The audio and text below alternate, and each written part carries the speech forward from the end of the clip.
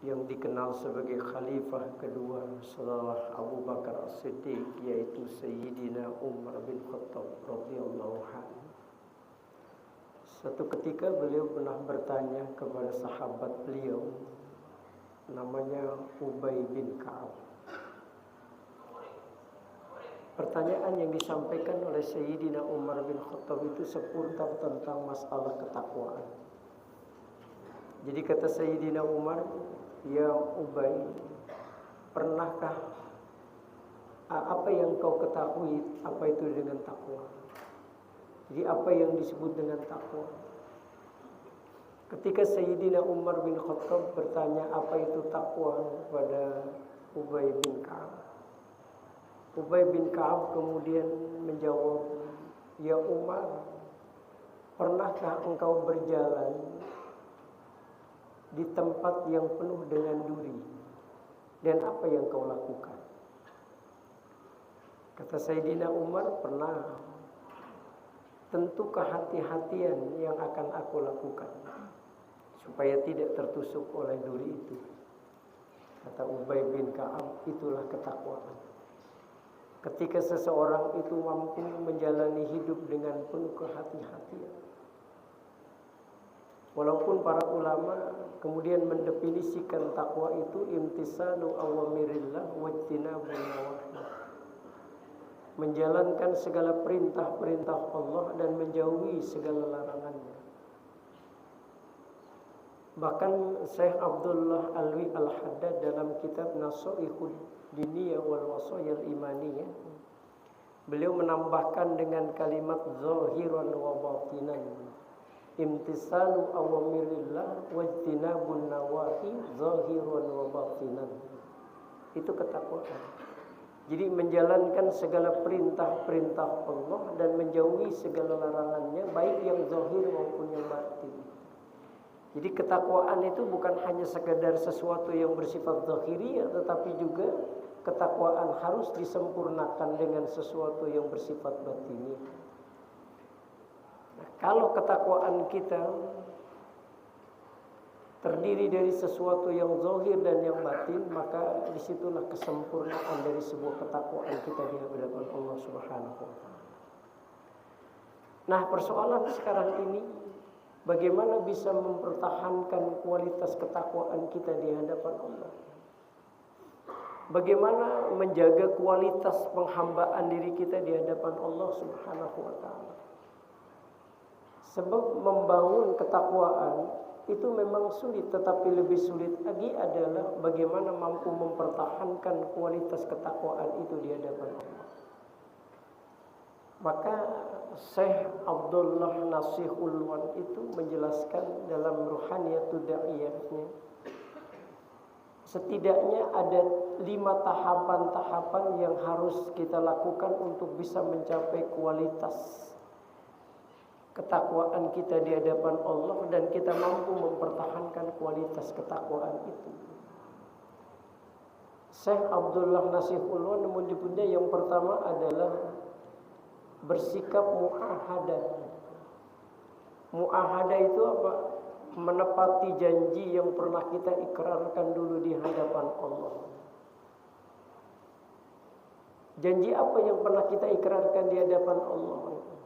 Setidaknya ada 2 janji yang pernah kita ikrarkan di hadapan Allah, yang Allah sebenarnya di dalam Al-Quran banyak sekali itu mengingatkan kepada kita, wa aufu bi ahdi ufi bi ahdi.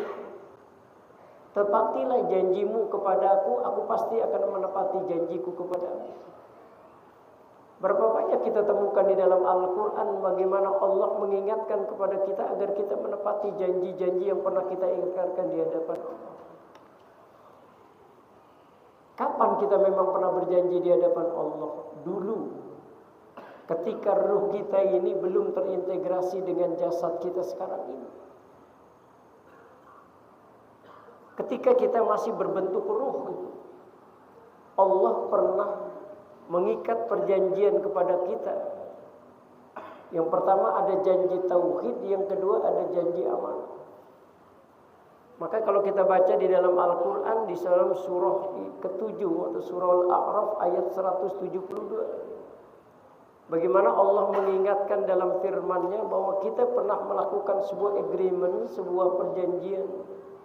Yang Allah katakan wa iz aqada rabbuka min bani adama min zuhurihim dzurriyyatahum wa asyhadahum ala anfusihim alastu bi rabbikum qalu bala syahidna.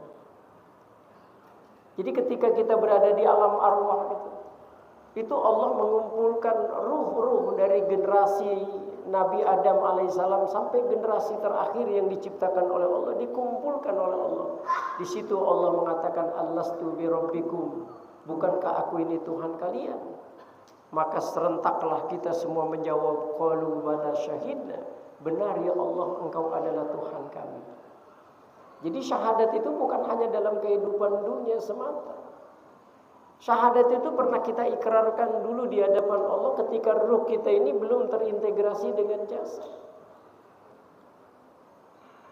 Maka hidup ini sebenarnya adalah menjalankan fungsi kita sebagai hamba spiritual yang kita pernah berjanji di hadapan Allah bahwa kita akan mengesahkan Allah.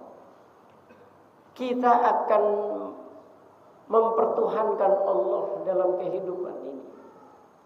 Makanya kata Syekh Fairuz Zabadi di dalam kitab Tanwirul Mikbas ala tafsir Ibnu Abbas, orang yang kalau hidupnya dia mampu menjalankan segala apapun yang menjadi perjanjian dia dengan Allah, maka dia akan mendapatkan sebuah ketenangan di dalam hidupnya. Yang kata Syekh Fairuz Zabadi di dalam kitab Tanwirul Mikbas ala tafsir Ibnu Abbas disebut dengan jiwa mutmainnah. Maka orang yang berkomitmen dengan janji ketauhidannya itu adalah orang yang as-shadiqatu bi tauhidillah. Orang yang senantiasa menjalani hidup dengan berdasarkan prinsip-prinsip yang berdasarkan ketauhidan. Maka orang kalau sudah menjalani hidup ini berdasarkan ketauhidan, maka Allah akan berikan baginya itu apa? Lazimahu ayyarda bitadbirihi. Dia akan selalu ridho itu dengan apapun yang menjadi ketentuan Allah, apapun menjadi keputusan Allah terhadap dirinya. Jadi apapun yang terjadi di dalam dirinya dia ridho dan dia menerima.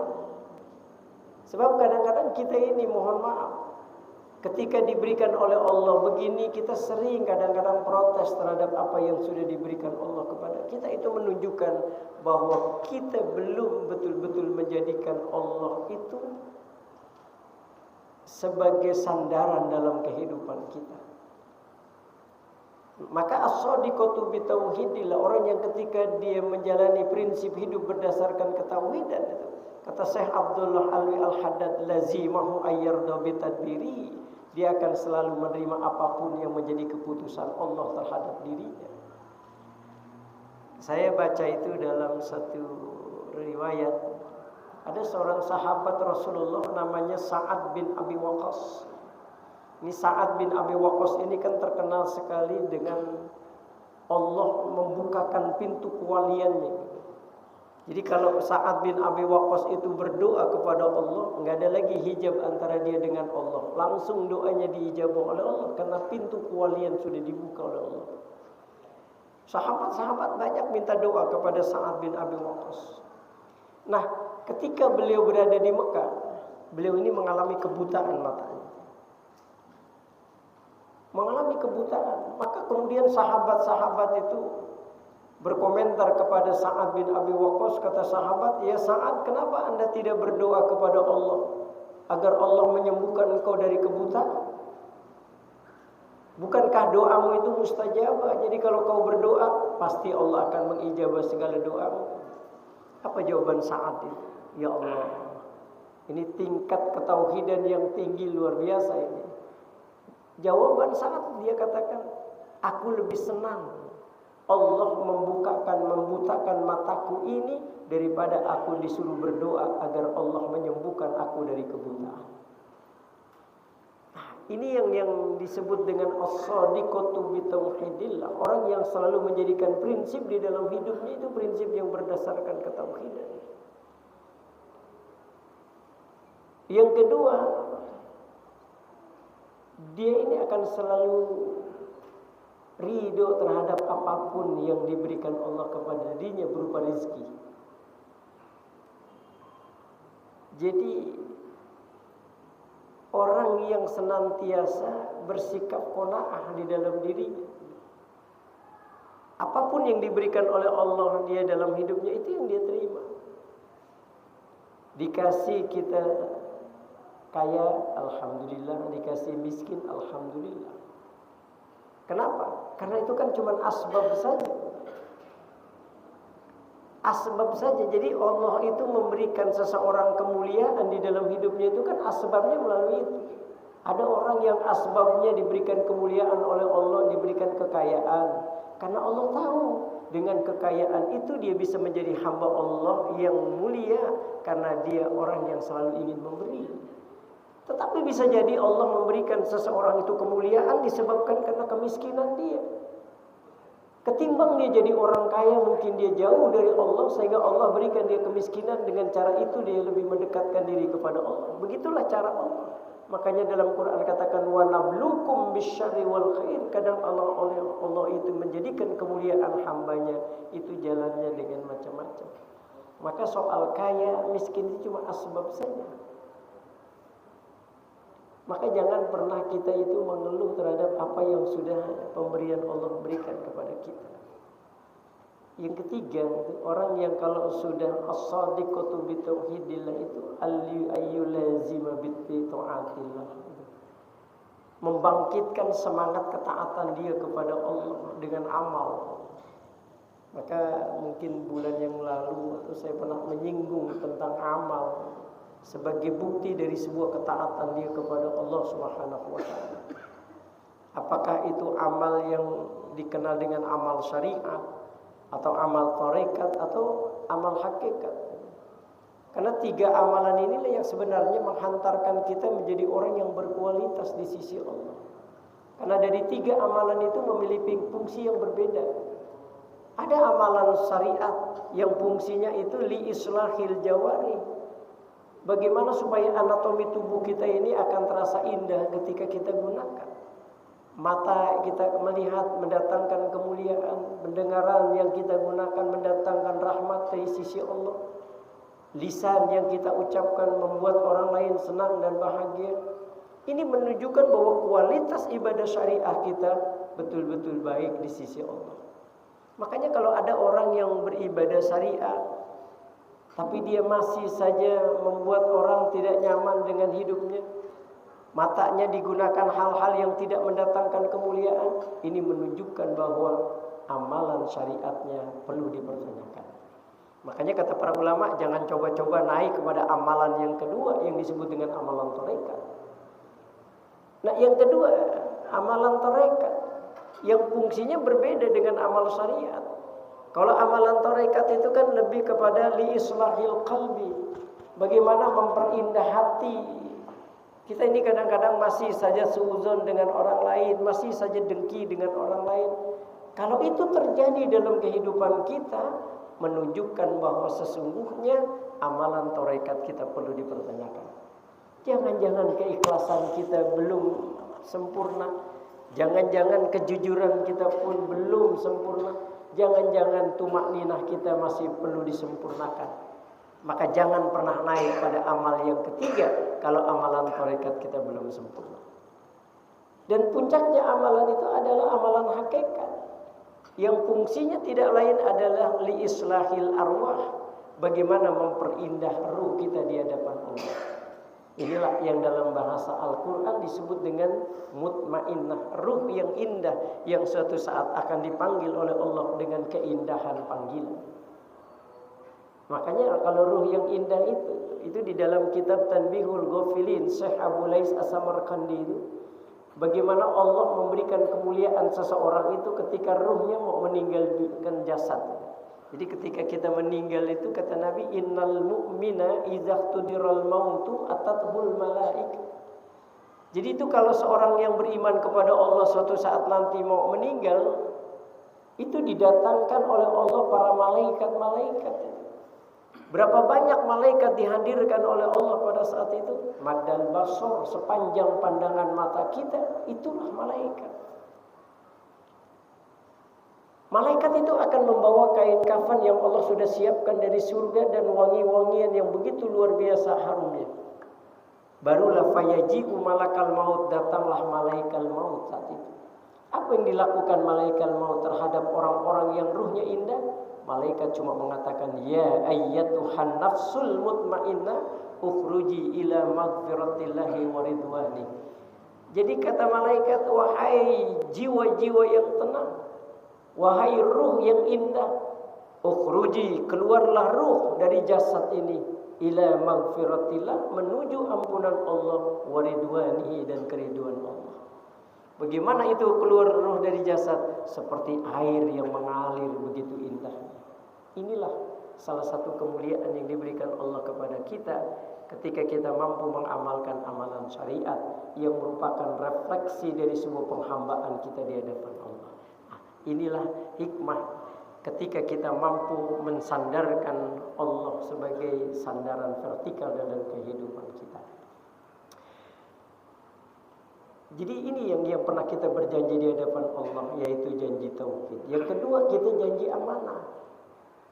Baca di dalam surah Al-Ahzab, itu surah ke-33 di dalam Quran ayat 72. Allah mengatakan, inna aradnal amanata 'alas samawati wal ardi wal jibal fa'abaina ay yahmilnaha wa asfaqna minha wa hamalahal insan. Sungguh kata Allah, kami pernah menawarkan amanah itu kepada langit, kepada bumi, kepada gunung-gunung. Tapi apa yang terjadi? Fa'abaina ay yahmilnaha, mereka enggan menerima amanah yang dibebankan Allah kepada mereka. Alasannya apa? Wa asfaqna minha, khawatir mereka berkhianat terhadap amanah yang mereka ambil. Tapi wa hamalahal insan, lalu kita manusia yang mau menerima amanah itu. Jadi kita ini diciptakan oleh Allah. Ada dua janji tauhid yang kita kenal dengan janji spiritual, bahwa kita akan menjadi hamba yang spiritual, menjadi makhluk spiritual yang akan punya komitmen untuk menjadikan Allah satu-satunya ilah dalam kehidupan. Dari sisi lain, kita memiliki janji amanah di sisi Allah, bahwa kita akan mampu melaksanakan fungsi kita sebagai makhluk sosial, sebagai makhluk horizontal, sebagai khalifah di muka bumi ini. Makanya kalau janji dua ini kita laksanakan dengan baik, maka sebuah ketakwaan itu akan tetap terjaga dalam kualitas hidup kita. Ya, mudah-mudahan Allah berikan kita kekuatan agar kita selalu istiqomah dalam penghambaan diri kita di hadapan Allah Subhanahu wa taala, dengan tetap menjaga ketauhidan kita di hadapan Allah Subhanahu wa taala. Mudah-mudahan lain waktu tingkatan-tingkatan selanjutnya saya akan kaji. Itu saja barangkali yang bisa saya sampaikan, dan terakhir barangkali saya izin minta doa dari hadirin sekalian, mengingat kondisi saya yang insya Allah dalam waktu dekat akan mengalami operasi bypass, operasi jantung. Jadi saya mohon maaf jika terjadi hal-hal yang kurang berkenan selama saya misi kajian. Saya mohon dibukakan pintu maaf yang sebesar-besarnya, dan sekaligus saya mohon doa agar proses operasi bypass ini berjalan dengan baik dan lancar, dan tentunya diridhoi Allah Subhanahu wa taala. Terima kasih, itu saja barangkali yang bisa saya sampaikan. Wallahul muwaffiq ila aqwamit thoriq. Wassalamualaikum warahmatullahi wabarakatuh.